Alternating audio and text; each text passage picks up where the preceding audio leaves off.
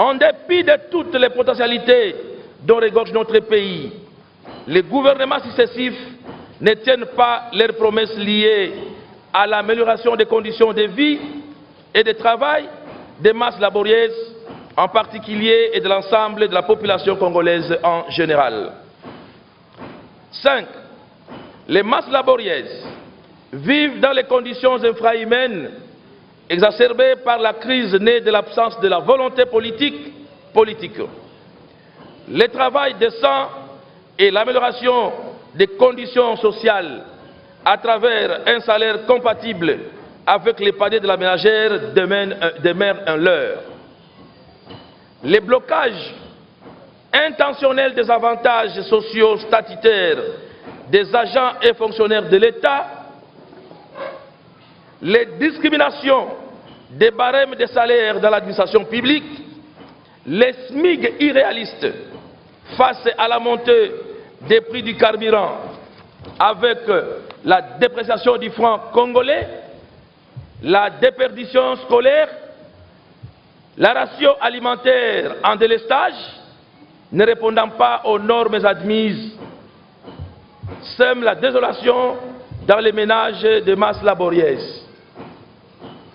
Tous les ménages des agents et fonctionnaires de l'État sont dûment frappés. Il s'agit notamment des familles, des militaires, des policiers, des enseignants, des médecins, des infirmiers, des magistrats, des professeurs d'université ainsi que des travailleurs du secteur interprofessionnel public et privé. 7.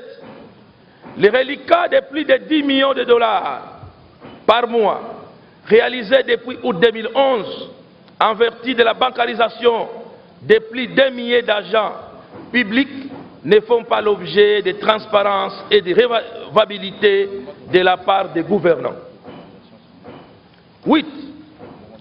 Et pourtant, depuis l'accession du pays à l'indépendance, la classe politique dirigeante se conforte dans la mauvaise gouvernance, caractérisée notamment par l'opacité dans la gestion des affaires de l'État, la corruption généralisée, notamment par l'opacité dans la gestion des affaires de l'État, la corruption généralisée, l'impunité. Des acteurs politiques détournent et pillent les richesses de l'État alors que toutes les couches de la population croupissent dans la misère déshumanisante en deçà du seuil de la pauvreté absolue, au moins $1 par jour.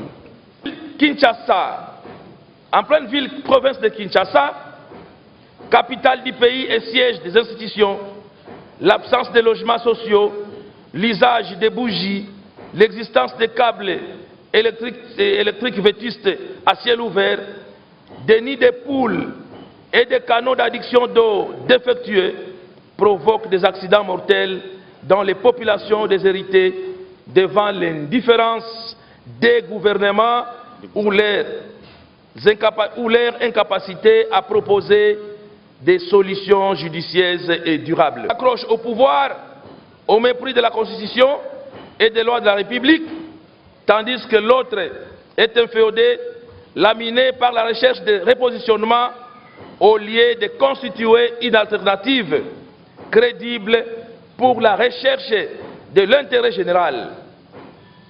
La société civile